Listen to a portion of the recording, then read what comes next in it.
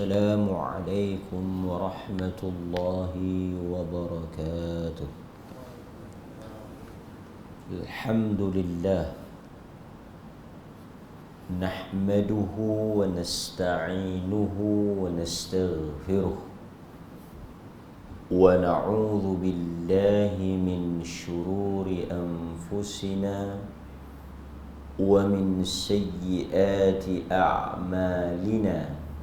من يهده الله فلا مضل له ومن يضلله فلا هادي له.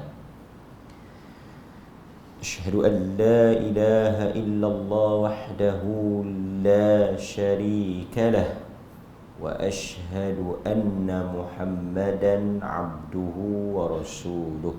أما بعد. Hadirin hadirat, muslimin muslimat, tuan-tuan dan puan-puan yang dirahmati oleh Allah Subhanahu wa taala. Kita bersyukur kepada Allah Azza wa Jal kerana dengan rahmatnya pada pagi ini kita dapat bangun dan diberikan kekuatan untuk kita sama-sama. La haula wa la quwwata illa billah. Tidak ada daya, kekuatan dan kemampuan untuk kita melakukan sesuatu kebaikan dan meninggalkan sesuatu kejahatan melainkan dengan kekuatan dan kemampuan yang diberikan oleh Allah Subhanahu wa taala.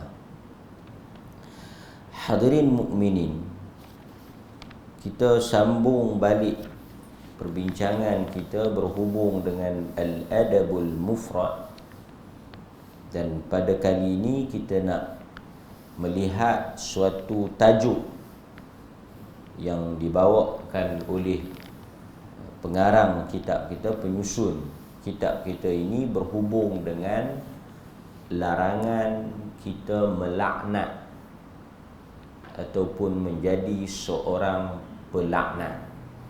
Larangan kita melaknat atau menjadi seorang yang suka melaknat. Perkataan laknat, la'nah, ia berasal daripada bahasa Arab. Laknat itu daripada perkataan Arab. Kalau kita lihat maksud laknat itu ialah jauh. Perkataan laknat itu istilahnya bermaksud jauh, menjauhkan. Jadi bila kita guna perkataan Allah melaknat atau laknat Allah ke atas fulan, bermaksud kita menyatakan bahawa seseorang itu dijauhkan oleh Allah daripada rahmat dia. Maknanya orang yang disebut laknat ke atas dia itu, perbuatan itu dilaknat, pelakunya dilaknat, artinya dia jauh dari rahmat Allah. Dia jauh daripada kasih sayang Allah Subhanahu wa taala. Disebab itu perkataan laknat itu membawa maksud yang berat. Bila kita kata bila kita sebut aku laknat ataupun Allah melaknat, artinya kita menyatakan bahawa dia itu terkeluar daripada rahmat Allah.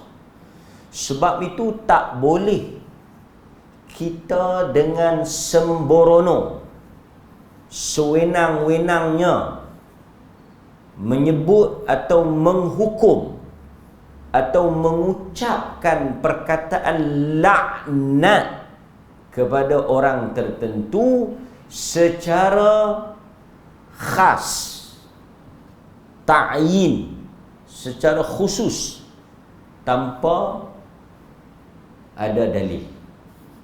Yang mana ada dalil boleh. Contoh, Iblis la'natullah. Kita boleh sebut Iblis yang dilaknat, laknat Allah ke atas Iblis. Yang itu kita boleh sebut. Sebab memang disebut dalam Al-Quran tentang laknat Allah kepada Iblis.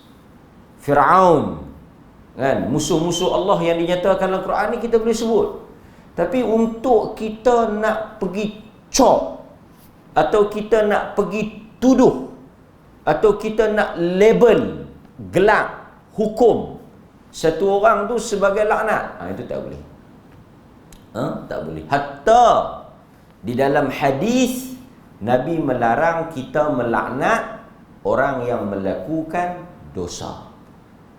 Orang yang buat dosa pun kita tak boleh laknat. Laknat Tuhan tahan, tak boleh. Laknatullah tak boleh, kita tak boleh sebut. Itu dilarang. Antaranya dalam hadis daripada Thabit bin Ad-Dhahhak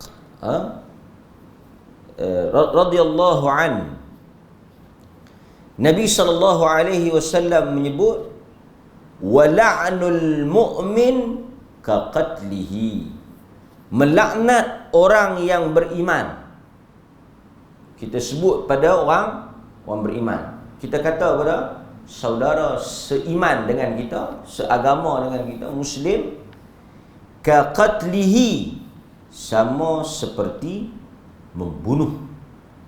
Itu dia punya tingkatan beratnya perkataan laknat itu.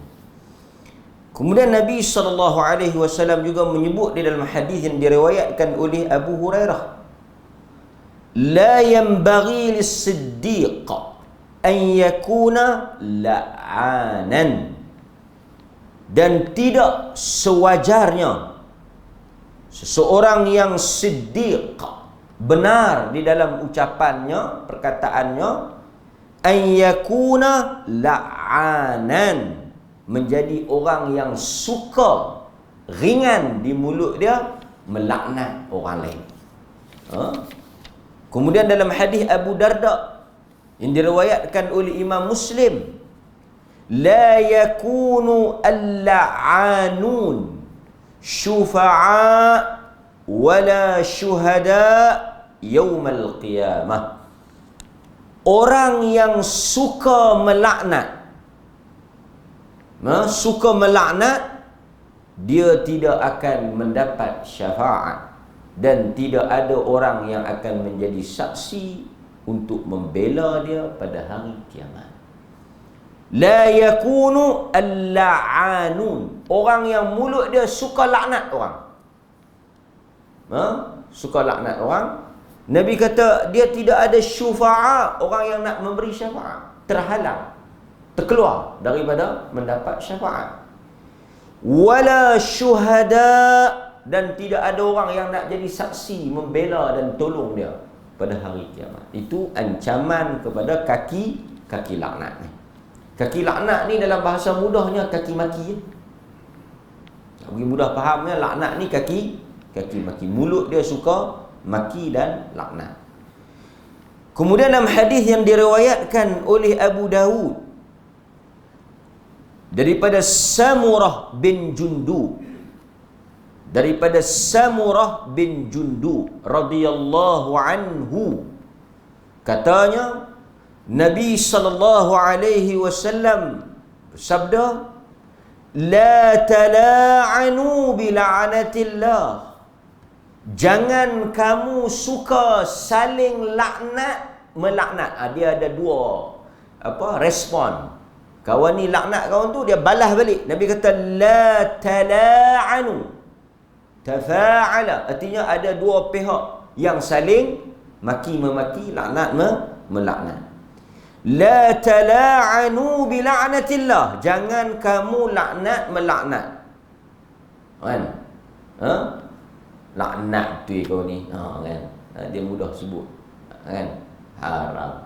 Tu dia perkataan tu ringan di mulut. Dan tuan-tuan, perkataan ni agak buruk dan berat untuk seseorang cakap, melainkan dia memang jenis mulut huduh. Memang jenis mulut dia tu jenis cakap macam tu, dia akan jadi terbiasa, dia akan jadi satu benda yang ringan untuk dia pergi duk laknat, duk maki orang. Tapi kalau benda tu tak biasa di mulut dia, dia akan rasa benda tu buruk. Dia tak akan sampai hati nak mengucapkan perkataan yang berat tu, kan? Kemudian wala bi ghadabillah, jangan pula kamu menyatakan seseorang itu dimurkai oleh Allah. Jangan kamu pilaknat dia, jangan kamu kata Allah murka pada dia. Wala bin nar, jangan pula dengan menerakakan dia. Ini tiga perkara yang jadi satu amaran. Jangan laknat, jangan kamu menghukum seseorang itu dimurkai oleh Allah, dan jangan kamu menerakakan orang. Baik.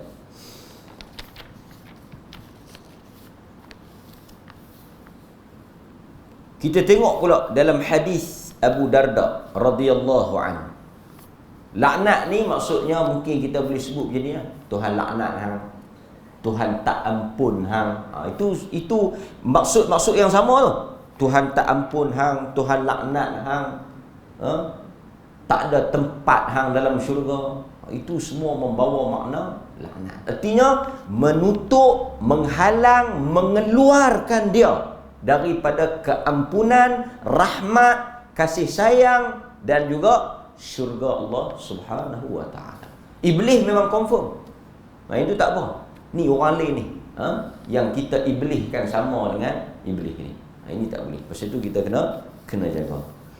Innal 'abd, dalam hadis Abu Darda yang diriwayatkan oleh Abu Dawud, Nabi kata, innal 'abda idza la'ana syai'an sa'idat al-la'natu ila as-sama'.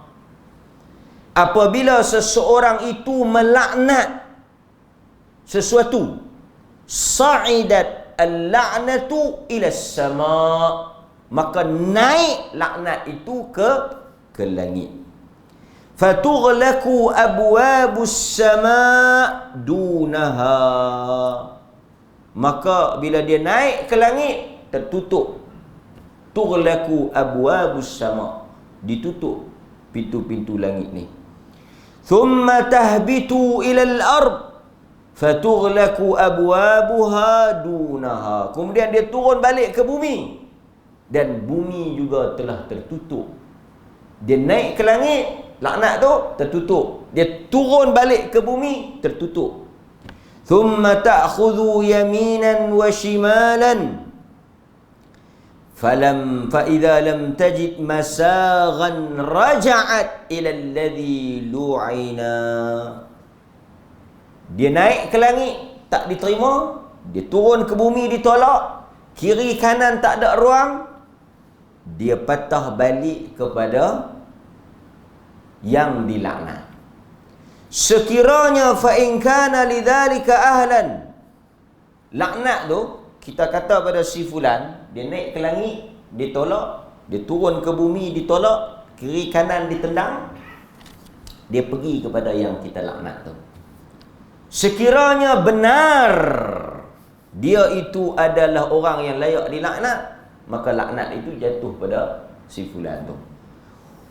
Wa illa raja'at ila qailiha, jika tidak, laknat itu patut kena pada orang yang dituduh laknat itu, maka dia balik kepada orang yang melaknat. Ini yang berat loh. Sebab itu dalam satu hadis Nabi kata, sesiapa yang satu orang ini dia menyebut ya adu Allah atau ya kafir, Nabi kata mana-mana orang yang bila dia mengucapkan pada satu orang wahai musuh Allah atau wahai kafir, dia laknat kawan tu, dia kafirkan kawan tu. Walaysa kadzalik, orang yang dituduh itu tidak seperti mana tuduhan dia. Illa hara alaih, melainkan tuduhan tu balik kepada yang dituduh. Baik. Hadirin mukminin, kalau kita tengok juga satu hadis daripada Nabi yang diriwayatkan oleh Imam Muslim. Nabi ni satu orang yang laisal mu'min, Nabi kata laisal mu'min bitta'an wala la'an. Nabi ni bukan kaki maki, bukan kaki laknat. Nabi melaknat apa yang boleh dilaknat. Artinya dalam keadaan tertentu Nabi sebut laknat, tapi laknat apa yang Allah laknat. Tapi kita, sesama kita ni, kita tak tahu Tuhan laknat tak kawan tu ke tak. Sebab tengok di kalangan para fuqaha, sebelum saya baca hadis yang diriwayatkan oleh Abu Darda tadi ni, saya nak sebut pandangan para ulama. Keempat-empat mazhab menyatakan bahawa kita tak boleh melaknat golongan orang yang melakukan maksiat ataupun fasik secara khusus. Antaranya yang disebut di dalam mazhab Hanafi, dia kata apa? Tidak dibolehkan untuk melaknat secara pasti, khusus, muayyan terhadap seseorang individu walaupun dia melakukan kejahatan, kaki maksiat.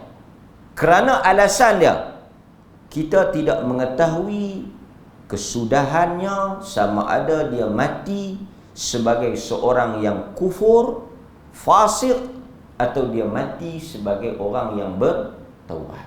Jadi kita tak boleh kata hang ni Tuhan laknat, laknat Allah kat atas hang. Tak boleh, sebab kesudahan dia nanti kita tak pasti. Itu apa yang disebut di sisi mazhab Abu Hanifah, kan? Baik, kita tengok sesiapa yang layak untuk dilaknat. Ini tak apa, boleh. Contoh, qama Rasulullah sallallahu alaihi wasallam fasami'nahu yaqul a'udzu billahi minka. Thumma qala al'anuka bila'natillah thalathan. Kata Abu Darda, satu hari Rasulullah sallallahu alaihi wasallam berdiri menunaikan salat. Abu Darda cerita, Nabi bangkit, qama Rasulullah, berdiri menunaikan salat. Fasami'nahu, kami mendengar daripada mulut Nabi tadi ni, dia berkata, a'udzu billahi minka. Dia berdiri dalam salat tu, tiba-tiba kami dengar, tengah dia duduk semayang tu, tengah Nabi duduk semayang tu, kami dengar, a'udzu billahi minka, aku berlindung kepada Allah daripada hang. Thumma qal, kemudian kami mendengar lagi Nabi berkata, al'anuka bila'natillah, aku melaknat engkau dengan laknat Allah. Berapa kali? Thalatha marrat, tiga kali. Wa basata yadahu ka'annahu yatanawalu syai'a. Kemudian kami melihat Nabi sallallahu alaihi wasallam basata, buka. Basata ni dia buka tangan dia tu, yatanawalu syai'a, seakan-akan dia buka nak ambil. Tanawala yatanawalu, nak ambil sesuatu. Dia buka nak ambil, nak capai sesuatu.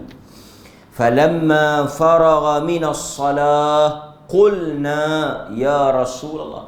Habis saja Nabi semayang, pelik kami tengok, dengar a'udzu billahi minka al'anuka bila'natillah, kemudian buka tangan nak macam nak ambil sesuatu. Kami tanya dekat Nabi, habis Nabi salat, kami pergi tanya, qulna ya Rasulullah, sami'naka taqul, qad sami'naka taqulu fi salah syai'a lam nasma'ka taquluhu qabla dhalik. Kami dengar suatu perkataan yang kau ucapkan dalam semayang yang tak pernah kami dengar sebelum ni kau kata macam tu. Dia bertanya dekat Rasulullah, dia berkata, ada perkataan yang kami dengar tadi lah, a'udzu billahi minka al'anuka bila'natillah, kami tak pernah dengar sebelum ni kau sebut. Tiba-tiba kau sebut tadi dalam salat. Wa ra'ayna basatta yadaka, dan kami melihat engkau membuka tangan engkau. Qal, kemudian Nabi cerita, apa yang berlaku tengah dia semayang tadi. Inna aduwallah iblis jaa bishihab minan nar. Tengah aku duduk semayang tadi ni, telah datang musuh Allah. Perkataan yang Nabi guna, aduwallah. Kita tak boleh guna lah. Nabi guna ni untuk rojok kepada iblis. Ya tuan-tuan nak guna kat siapa? Kalau kat iblis tak apa juga. Tapi kalau guna sesama kita, hang ni musuh Allah, tak boleh. Pasal musuh Allah itu artinya mengkafirkan dia. Nampak? Jadi Nabi kata telah datang kepada aku tengah duk salat tadi ni iblis. Jaa bishihabin minana. Dia bawa api, bola api. Dia bawa shihab. Dia bawa apa dia ni? Macam api apa? Bola api, macam sesuatu yang api lah kan? Daripada api, liyaj'alahu fi wajhi. Dia nak baling api tu pi muka aku. Dia nak baling api tu ke muka aku. Artinya apa?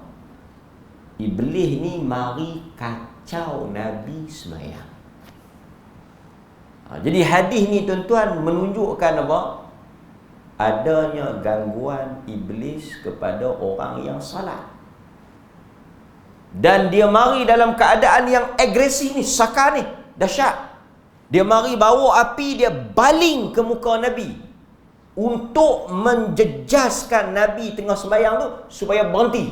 Jadi tuan-tuan yang tengah salat ni, bila mari gangguan, ini ialah tabiat iblis. Dia akan ganggu orang yang sedang melakukan salat ataupun ibadah. Dia main. Pasal itu tuan-tuan tengok kadang-kadang kita ada anak kecil, tadi kita tak salat, dia duduk sengap elok kan.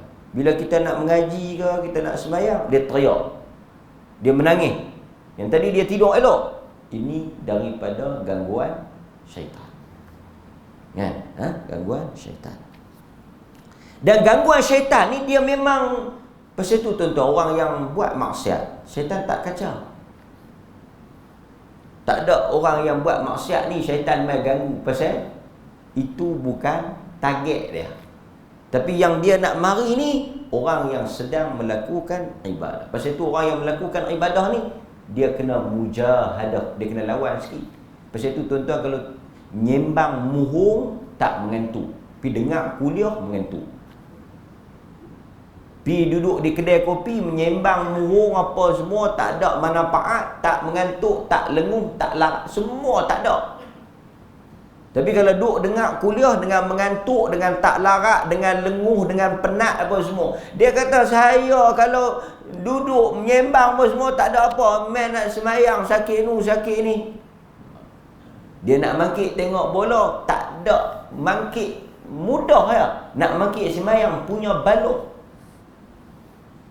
Yang ni memang tabiat dia, sifat dia macam tu. Kan? Pasal tu dia memang macam tu.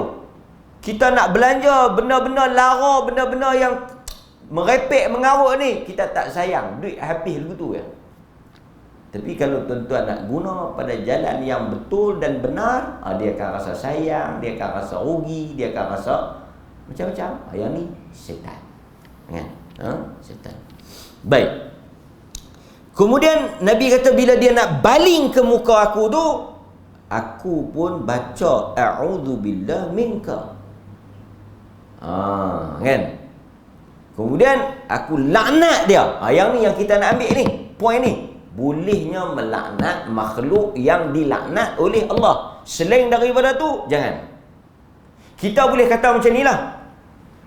Minum arak, perbuatan itu dilaknat. Orang yang minum tak tentu lagi. Pasal itu tuan-tuan, pada zaman Nabi ada satu orang sahabat Nabi, Title dia bukan lelaki, sahabat Nabi. Dia hidup pada zaman Nabi, dia beriman dengan Nabi, tapi dia kaki botol, kaki minum. Dan bila dia ditangkap, dipukul sebab dia minum arak. Di janggut dia basah dengan arak. Pukul. Ada di kalangan beberapa orang sahabat Nabi maki dia, laknat dia. Nabi tak bagi. Nabi kata jangan maki dia. Jangan kamu menjadi sahabat setan, duk tolong sama naik dengan setan. Dia salah, pukul dia. Cukup. Maksudnya Nabi tak kata jahat dia tu tak membenarkan kita pergi duk maki dia.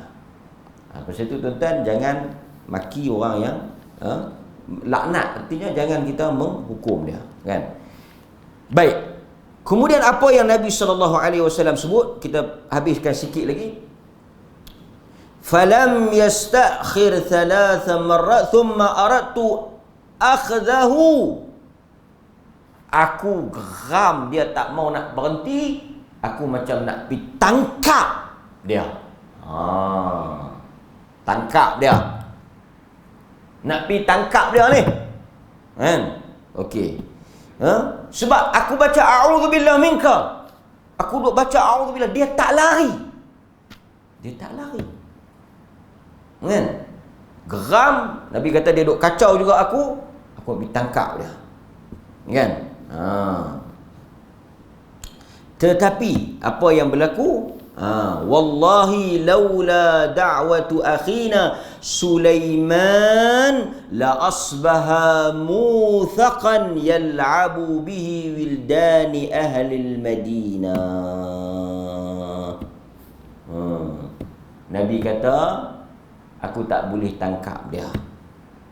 Sebab kalau Nabi kata kalau tidak kerana doa da'watu akhina Sulaiman, kalau bukan kerana doa Nabi Sulaiman, saudara kami Nabi Sulaiman, akhina saudara kami Sulaiman, kalaulah bukan kerana doa saudara kami Sulaiman, esoknya hampa akan tengok budak-budak kecil ni duk main.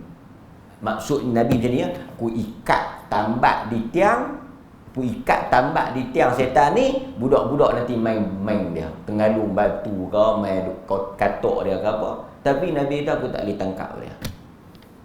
Aku tak boleh tangkap dia sebab Sulaiman telah minta kepada Allah, dia sahaja yang boleh menundukkan, menangkap, mengawal, mengarah, menguasai jin ni. Sulaiman saja boleh. Yang lain tu semua 2 kali 5 dengan setan. Sulaiman ya Allah bagi kat dia. Jadi jin, sagi tuan-tuan kata tak sah, iblis ni jin. Pok tu jugalah. Iblis tu jin lah. Sebab iblis daripada api, jin daripada api. Kan? Bila Tuhan tanya, pasal apa hang tak mau sujud? Dia kata dibuat pada api. Quran kata jin daripada api. Api tu iblis lah, setan lah, jin lah. Jadi tuan-tuan boleh tak tangkap jin? Saya tengok satu orang video, dia buka botol, pegang, dia tutup, masuk dalam ni, lepas tu cepat tutup. Ada berapa ekor? Banyak. Kira-kira 10 ekor. Ada satu cerita di Al-Ustaz, dia nak kena mai 2 kali lagi. Pasal apa? Botol tak cukup.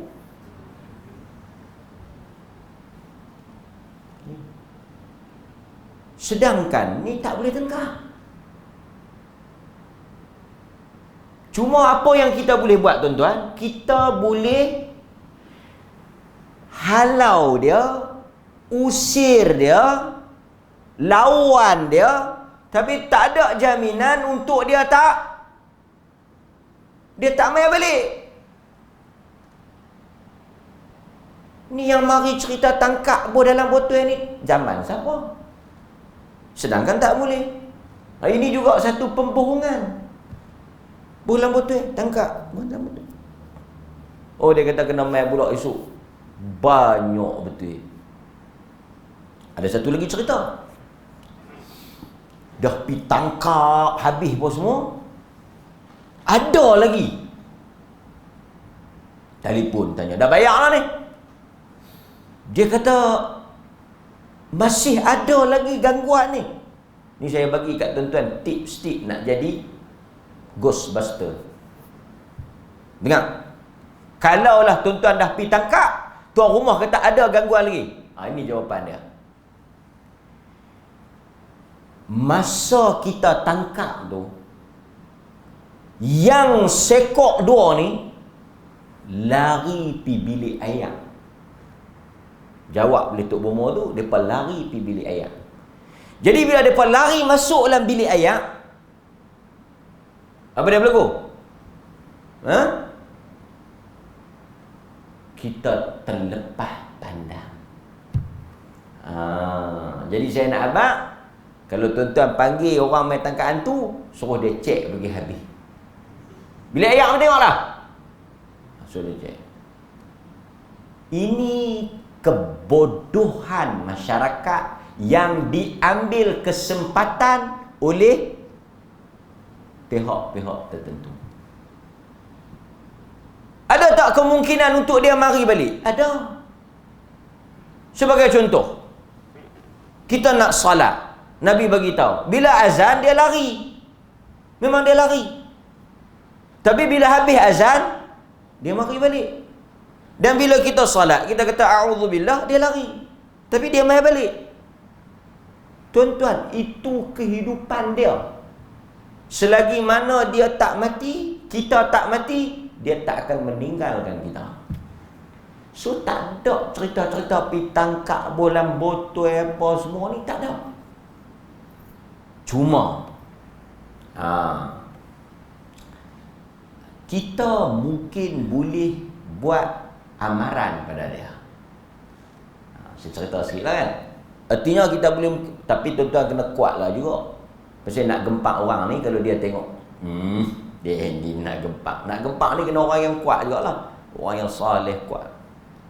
Tuan-tuan boleh gempak dia mungkin macam kita gempak orang lah. Dia kehidupan dia macam tu. Dia kata kalau hang mari lagi, aku akan patahkan kaki hang, aku akan lumpuhkan hang, aku akan butakan mata hang. Yang tu boleh kita gempak dia. Pasal kita boleh buat. Kita boleh buat. Ada doa-doa, bacaan-bacaannya yang kita boleh baca. Tapi tak ada yang kita tangkap ni. Sebab Allah hanya mengizinkan Sulaiman untuk menunduk dan mengarahkan jin. Dan jin ni, dia bukan tahu benda gaib. Sebab itu ketika Nabi Allah Sulaiman meninggal, dia tak tahu. Sehinggalah anak-anak yang makan tongkat jatuh, baru dia tahu. Dia tengok Sulaiman duk tengok dia buat kerja punya takut. Kan? Jadi nak menunjukkan dia ada kelemahan. Sehingga Nabi kata, kalau aku tangkap malam tu, esok budak-budak main hantu tu. Kan? Nampak? Baik. Hadirin mukminin. Jadi melaknat dalam bentuk umum, ta'mim, dibolehkanlah. Seperti kita kata orang yang, contoh, apa dia yang Allah laknat? Allah melaknat lelaki yang menjadi wanita, wanita yang menjadi lelaki. Allah melaknat orang yang buat tatu, Allah melaknat orang yang menyambung rambut, memakai rambut palsu. Kita sebut umum. Perbuatan ni dilaknat. Amalan ni dilaknat. Tetapi pelaku dia, wallahu a'lam. Itu dibolehkan, seperti mana yang disebut di dalam hadis tadi lah.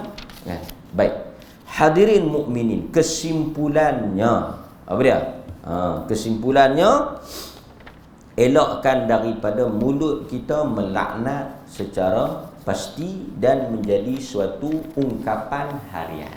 Elakkan. Jangan kita gunalah perkataan laknat ni. Kerana ia perkataan yang buruk, dan Nabi mengatakan orang beriman itu bukan mulutnya suka melaknat. Mudah-mudahan Allah Subhanahu wa ta'ala, seperti mana yang saya sebutkan tadi, saya baca dia punya teks dia. Teks dia. Tengok. Hadis riwayat Bukhari daripada Umar bin Al-Khattab. Itu masa itu kita jangan tertipu dengan diri kita. Kita jangan sangka kita baik.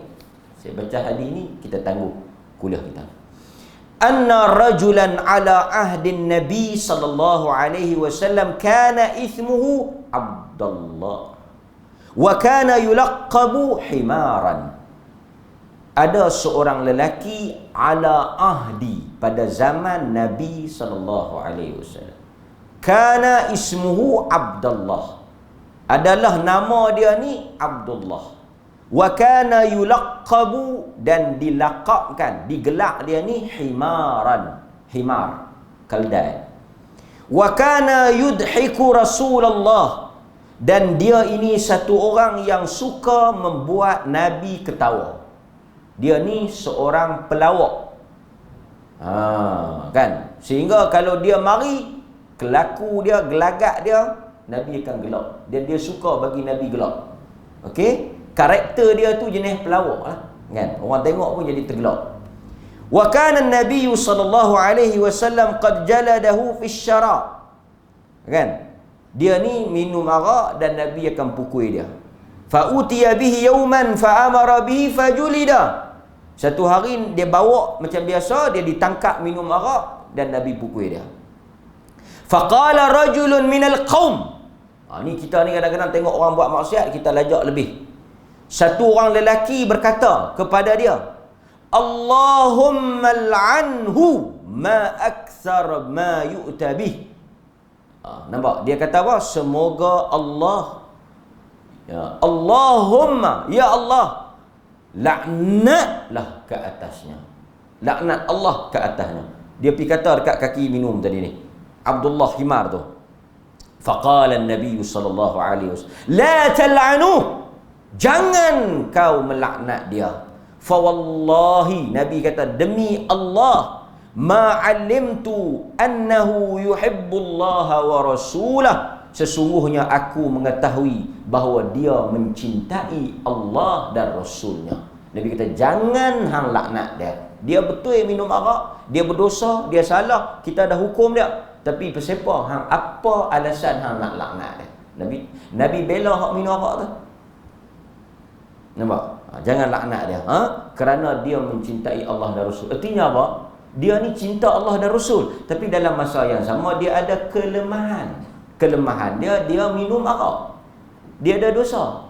Jadi tak peliklah satu orang yang cinta Allah dan Rasul, satu orang yang mungkin beriman, tapi pada masa yang sama dia buat dosa, tapi itu tak menghalalkan kita untuk melaknat dia.